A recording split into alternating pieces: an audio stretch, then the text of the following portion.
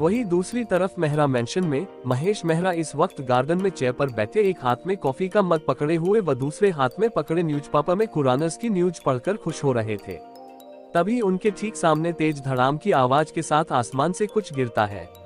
वही अचानक आवाज सुन महेश मेहरा डरकर अपनी जगह खड़े हो सामने देखते हैं जहां एक डेड बॉडी पड़ी हुई थी। उस डेड बॉडी को देख महेश मेहरा हैरान रह गए थे। तभी उन्हें अचानक ठंड का एहसास होता है और एक तेज हवा चलने लगी थी। वो हवा नेचुरल नहीं बल्कि चोपर की थी। महेश मेहरा अपना फेस ऊपर कर देखता है जहां एक चोपर आसमान में उड़ रहा था, जिसे देख महेश मेहरा के माथे पर ठंडे पसीने की बूंदें दिखाई देने लगी थी और वो डरते हुए कांपती आवाज में बोलता है, अर्थ खुराना। वही गार्डन बहुत बड़ा था जिस वजह से वो चोपर वही लैंड हो गया था। चोपर से अर्थ black jeans with black shirt और ऊपर लॉन ग्रे कलर का ओवरकोट व आंखों पर एक्सपेंसिव ब्लैक गॉगल्स पहने बाहर निकलता है। इस वक्त अर्थ बेहद अट्रैक्टिव लग रहा था। वही उसके पीछे चोपर से दो शख्स जो किसी हॉलीवुड के हीरो से कम नहीं थे बाहर निकलते हैं। उनमें से एक करण जो आज ही लंदन से आया था और दूसरा अर्थ का भरोसेमंद या फिर यूं कहे उसका लेफ्ट हैंड मायर राठौर, जो अर्थ के लिए किसी की जान ले भी सकता था तो उसके लिए अपनी जान दे भी सकता था। वे तीनों इस वक्त बेहद हैंडसम लग रहे थे। अर्थ महेश मेहरा के पास आ सरकास्टिक स्माइल करते हुए बोलता है, हेलो मिस्टर मेहरा, कैसे लगा गिफ्ट? ये बोलते हुए अर्थ गार्डन में गिरी डेड बॉडी की तरफ इशारा करता है।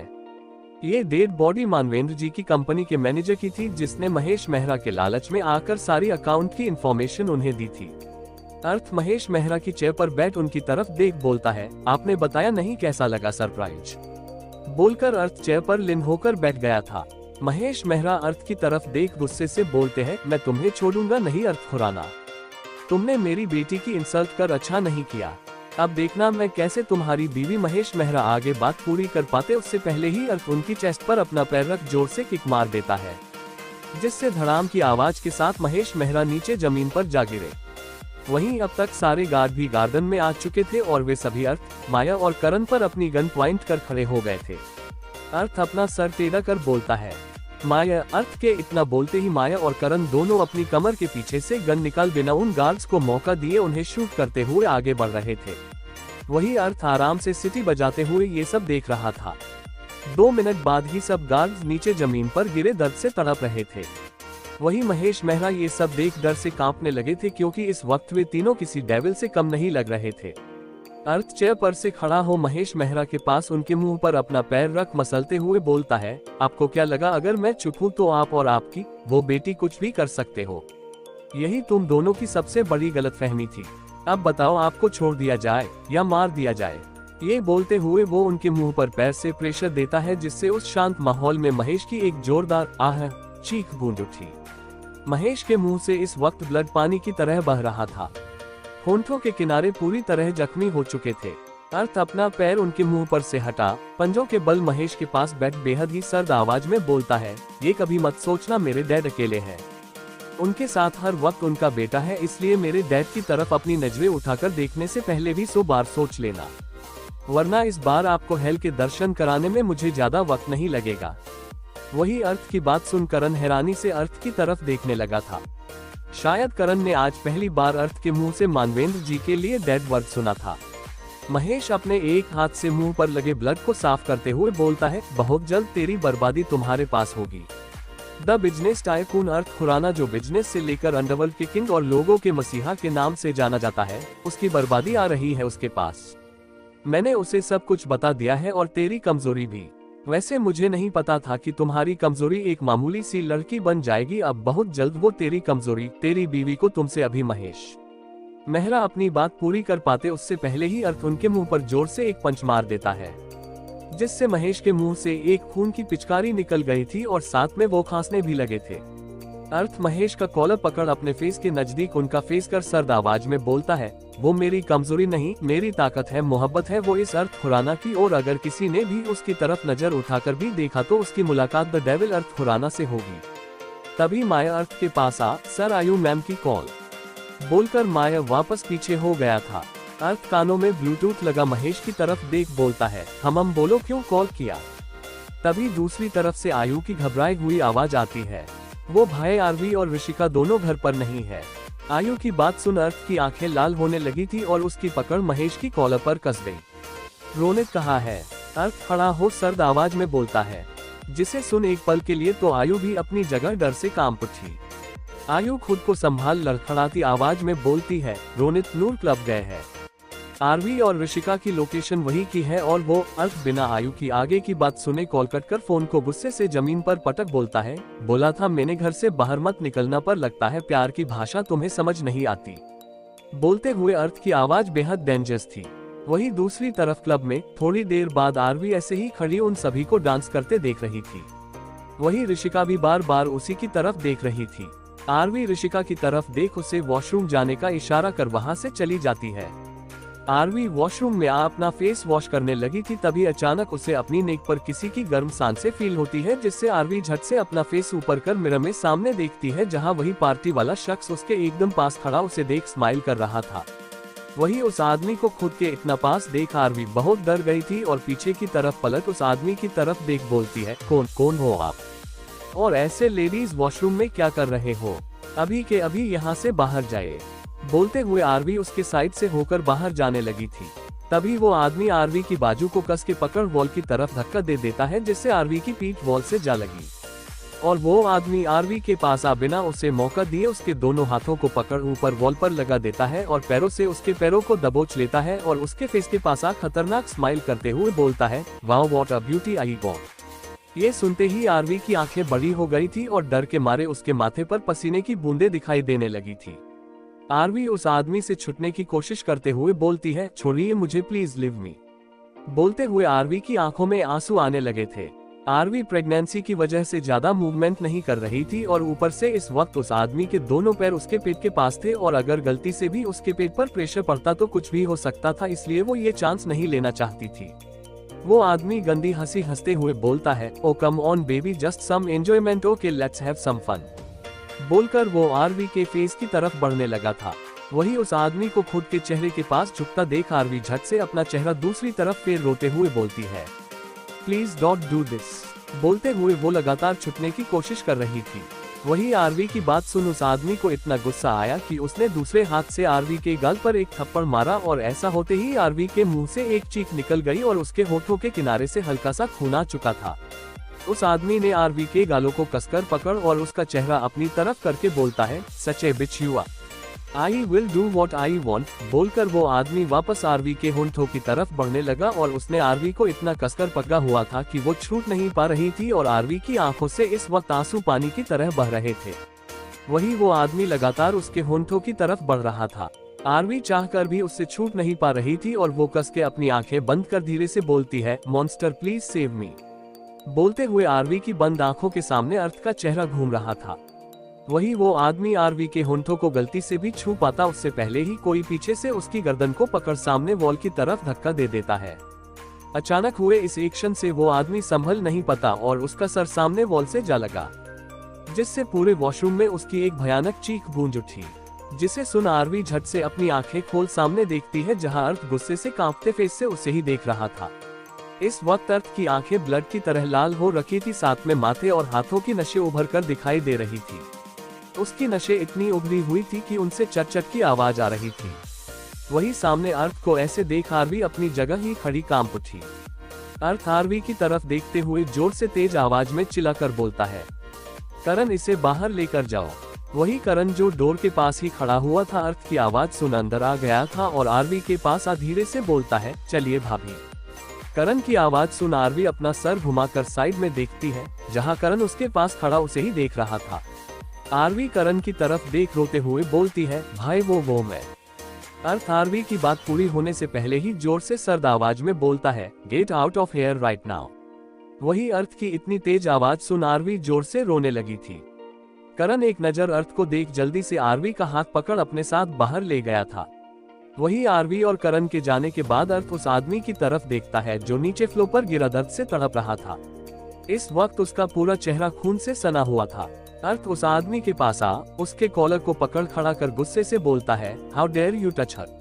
बोलकर अर्थ एक पंच उसके मुंह पर मार देता है, जिससे उस आदमी की फिर एक बार दर्द भरी चीख वहां के शांत माहौल में गूंज उठी। No one can touch her, no one can hurt her. बोलकर अर्थ उसके बालों को पकड़ उसका सर वॉल पर दे मारता है, जिससे उस आदमी के सर से खून पानी की तरह बह नीचे फ्लोर पर गिरने लगा था। उस आदमी की हालत अदमरी हो चुकी थी। वो लगभग बेहोश हो चुका था।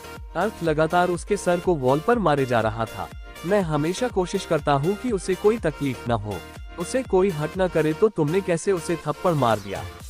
उसे थप्पड़ मारने से पहले ये देखना चाहिए था कि उसके आगे पीछे कौन है। बोलकर अर्थ सामने शीशे पर उसका सर दे मारता है, जिससे सारा शीशा टूटकर उसके पूरे फेस में चुभ चुका था और उसके खून के कुछ छींटे अर्थ के शर्ट पर आ गिरे थे। अब तक उस आदमी की सांसें थम चुकी थी, फिर भी अर्थ उसे तब तक मारता रहता है जब तक वो सेटिस्फाई नहीं हो गया। वही बाहर मैन एरिया में आरवी और ऋषिका दोनों एक कोने में खड़ी हुई थी। वही ऋषिका की नजर इस वक्त माया की बंद मुट्ठियों पर थी। ऋषिका रोनी सूरत बनाकर अपने मन में बोलती है, ओह गॉड, ये डेविल कब आए? अगर मुझे पता होता कि ये आने वाले हैं तो मैं यहाँ कभी नहीं आती। पता नहीं आज क्या करेंगे। सोचते हुए ऋषिका अपनी नजरें उठा सामने देखती है, जहाँ माया अपनी नीली आंखों से डार्क एक्सप्रेशन के साथ उसे ही देख रहा था, जिसे देख ऋषिका झट से अपनी नजरें वापस नीचे कर लेती है। इस वक्त माया का चेहरा गुस्से की वजह से कांप रहा था। वही माया के पास में रोनित और करण खड़े हुए थे। माया ऋषिका के पास उसके सामने खड़ा हो उसकी गर्दन को कस के पकड़कर अपने फेस के नजदीक उसका फेस कर बेहद ही डेंजरस टोन में बोलता है, तुम्हारी हिम्मत कैसे हुई ये वहियात कपड़े पहनकर यहाँ आने की? मैंने तुम्हें पहले भी मना किया था ना ऐसे बेहुदा कपड़े पहनने से, पर लगता है तुम्हें प्यार की भाषा समझ नहीं आती। बोलते हुए उसकी पकड़ ऋषिका की गर्दन पर कसती जा रही थी। वही ऋषिका की एक चीख और साथ में आंसू भी बहने लगे थे। ऋषिका को ऐसा लग रहा था जैसे माया ने उसकी गर्दन को नहीं बल्कि उसके गले को पकड़ रखा हो। वही ऋषिका की चीख और माया की सर्द आवाज सुन आरवी और ज्यादा डर चुकी थी और वो वही नीचे फ्लो पर बैठ खुद में ही सिमटने लगी थी। इस वक्त आरवी को देख ऐसा लग रहा था कि उसे किसी भी चीज का होश न हो। रोनित आरवी की तरफ देखते हुए अपने मन में, बुरी फंसी आरवी, तुम्हें नहीं पता तुमने आज क्या किया। सोचते हुए रोनित एक गहरी सांस लेता है। करण जल्दी से आगे बढ़ माया को ऋषिका से दूर करते हुए बोलता है, छोड़ इसे, मारेगा क्या? पहले ही ये दोनों डरी हुई है, अब तुम इन्हें और मत डराओ। बोलते हुए करण माया का हाथ ऋषिका की नेक पर से हटा देता है। करण की बात सुन माया अपनी आग उगलती आंखों से करण की तरफ देखता है। वही करण जब माया की आंखों को देखता है तो अपनी जगह से 2 कदम पीछे हो गया था। माया एक नजर करण को देख ऋषिका की बाजू को कस के पकड़ अपने साथ बाहर ले जाते हुए बोलता है, now get ready for punishment baby. बोलते हुए वो लगभग ऋषिका को घसीटते हुए बाहर ले जा रहा था। करण जल्दी से माया के पीछे जाते हुए घबराहट से बोलता है, माया तुम कहाँ लेकर जा रहे हो ऋषिका को? घर पर सब इनका वेट कर रहे हैं। छोड़। अभी उसने इतना ही बोलता था तभी वहां गन शॉट की आवाज चारों तरफ गूंज उठी, जिसे सुन करण को तो कोई फर्क नहीं पड़ा, पर ऋषिका उसकी आवाज अपनी जगह डर से कांपते हुए सामने देखती है, जहां माया ने अपने हाथ में गन पकड़ी हुई थी और उसमें से हल्का सा धुआं निकल रहा था। माया ने बुलेट करण के पैरों के जस्ट आगे चलाई थी। अब अगर तुमने एक वर्ड भी बोला या फिर मेरे पीछे आए तो आई स्वेयर इसकी सारी बुलेट तुम्हारे सर के आर पार होगी। बोलकर माया अपनी गन को वापस कमर के पीछे रख ऋषिका को पकड़ अपने साथ कार में ले जाने लगा। वही ऋषिका माया की पकड़ से छूटने की कोशिश करते हुए पीछे पलट करण की तरफ देख बोलती है, प्लीज भाई मुझे नहीं जाना इनके साथ, ये डेविल मुझे कच्चा चबा जाएंगे, प्लीज भाई हेल्प मी। बोलते हुए ऋषिका जोर से रोए जा रही थी। वही करण अपनी जगह खड़ा लाचारी से ऋषिका की तरफ देखते हुए बोलता है, पता नहीं ये राक्षस मेरी बहन के लिए इतना सनकी क्यों है और इसकी सनक तो दिन ब दिन बढ़ती जा रही। रोनित करण की बात बीच में काट उसकी तरफ देख बोलता है, इसे चाहे सनक कहो या प्यार, पर अब ये तो कंफर्म है माया ऋषिका को नहीं छोड़ने वाला। ये ऋषिका के लिए अब से ही नहीं बल्कि बचपन से पागल है और इसका ये पागलपन वक्त के साथ बढ़ता ही जा रहा है, पर तुम चिंता मत करो, ये उसे कुछ नहीं करेगा। ये जितना उसके लिए पागल है उससे कहीं ज्यादा उससे प्यार करता है। रोनित की बात सुन करण कुछ बोलता उससे पहले ही उन्हें अर्थ आता दिखाई देता है, जिसे देख वे दोनों एकदम चुप हो गए। वही अर्थ डार्क एक्सप्रेशन के साथ चलते हुए आरवी के पास आ खड़ा हो गया था। वही आरवी को इस वक्त किसी भी चीज का होश नहीं था, वो खुद में ही सिमटी हुई बैठी थी। अर्थ गुस्से से आरवी की बाजू को पकड़ एक झटके से उसे अपने सामने खड़ा कर उसके जबड़े को कस के पकड़ चिल्लाते हुए सर्द आवाज में बोलता है, यहाँ किससे पूछ कर आई थी? मना किया था ना घर से बाहर निकलने से, तो फिर क्यों आई यहाँ? बोलते हुए अर्थ की पकड़ आरवी के जबड़े पर कसती जा रही थी। आरवी अर्थ के हाथ पर अपना हाथ रख रोते हुए दर्द से लड़खड़ाती हुई आवाज में बोलती है, छोड़िए प्लीज, पे पेन हो रहा है। बोलते हुए आरवी अर्थ का हाथ हटाने की कोशिश कर रही थी। आरवी की बात सुन अर्थ एक झटके से उसके मुंह को छोड़ देता है, जिससे आरवी का फेस एक तरफ झुक गया था।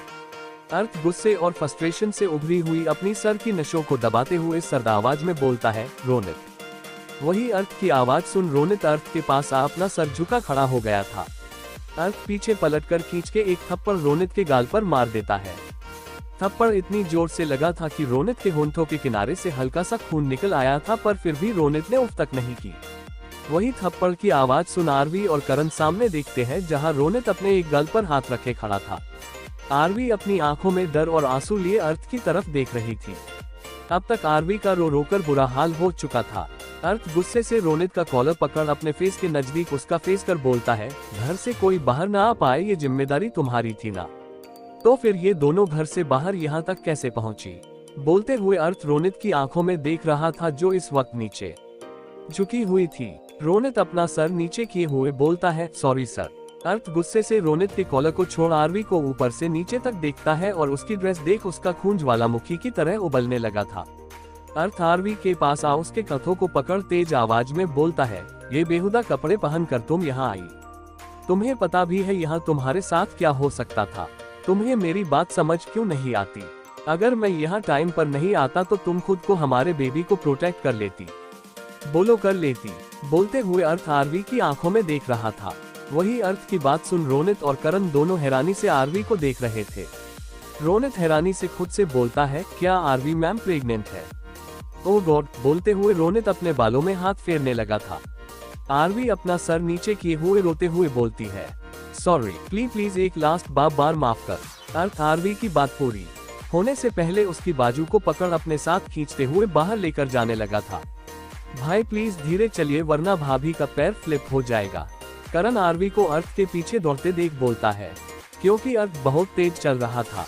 करण की बात सुन अर्थ के चलते कदम रुक गए थे और वो पीछे पलट आरवी की तरफ देखता है, जो रुककर लंबी लंबी सांसें ले रही थी।